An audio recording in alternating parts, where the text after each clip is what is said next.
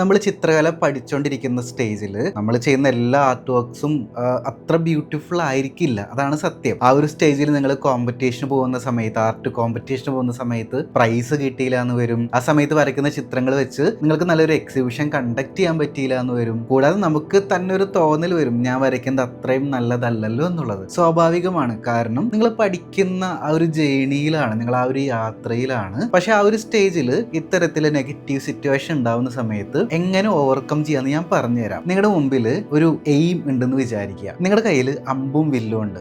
അത് ഉപയോഗിച്ച് നിങ്ങൾക്ക് എയിമിലോട്ട് ഉന്നം വെച്ച് അവിടേക്ക് കൃത്യമായിട്ട് നിങ്ങളുടെ അമ്പ് കൊള്ളിക്കണം. നിങ്ങൾ എന്താ ചെയ്യുക? വില്ല് പിടിച്ച് ഇതിലോട്ട് അമ്പ് കണക്ട് ചെയ്ത് ഇങ്ങനെ ബാക്കിലോട്ട് മാക്സിമം വലിക്കും അല്ലേ? നിങ്ങൾ എത്രത്തോളം ബാക്കിലോട്ട് ഈ വില്ലിൻ്റെ ആ ഒരു സ്ട്രിങ് ബാക്കിലോട്ട് വലിക്കുന്നോ അത്രത്തോളം നല്ല സ്പീഡിൽ നിങ്ങൾക്ക് അമ്പ് മുന്നോട്ട് വിടാനായിട്ട് സാധിക്കും. അത് കൃത്യമായിട്ട് ലക്ഷ്യത്തിലോട്ട് എത്തിക്കാനായിട്ട് സാധിക്കും. ഞാൻ നേരത്തെ പറഞ്ഞ സിറ്റുവേഷനായിട്ട് കണക്ട് ചെയ്യാം. നിങ്ങളൊരു കാര്യം, ഒരു കഴിവ് ആത്മാർത്ഥമായിട്ട് പഠിച്ചെടുക്കാൻ ശ്രമിക്കുന്ന സമയത്ത് നിങ്ങൾക്ക് നേരിടുന്ന നെഗറ്റീവ് സിറ്റുവേഷൻസ്, നെഗറ്റീവ് ഫീഡ്ബാക്ക് ആയിരിക്കാം, സിറ്റുവേഷൻസ് ആയിരിക്കും, എക്സ്പീരിയൻസ് ആയിരിക്കാം. അതെല്ലാം ഈ ഒരു അമ്പ് ബാക്കോട്ട് ഇങ്ങനെ വലിച്ചു പിടിക്കുന്ന പ്രോസസ്സാണ് സങ്കല്പിക്കുക. അങ്ങനെ സങ്കല്പിച്ചു കഴിഞ്ഞാൽ കാര്യങ്ങൾ വളരെ ഈസിയാണ്. കാരണം എന്താ, എത്രത്തോളം അതിങ്ങനെ ബാക്കോട്ട് വലിക്കുന്നോ നമ്മൾ റിലീസ് ആവുന്ന സമയത്ത് അത്രത്തോളം സ്പീഡിൽ അത് ലക്ഷ്യത്തിലെത്തും. വീട്ടിലിരുന്നു കൊണ്ട് തന്നെ ചിത്രകല പഠിച്ച് നല്ല ചിത്രങ്ങൾ വരയ്ക്കണമെന്ന് ആഗ്രഹമുള്ളവർക്ക് നമ്മുടെ ഓൺലൈൻ ആർട്ട് ക്ലാസിന്റെ കൂടുതൽ വിവരങ്ങൾ അറിയാനായിട്ട് താഴെ ആർട്ട് ക്ലാസ് എന്നൊന്ന് കമന്റ് ചെയ്തോളൂ. അതിനുശേഷം നിങ്ങളുടെ ഇൻബോക്സിലോട്ട് നിങ്ങൾക്ക് യോജിച്ച കോഴ്സ് സെലക്ട് ചെയ്യാനുള്ള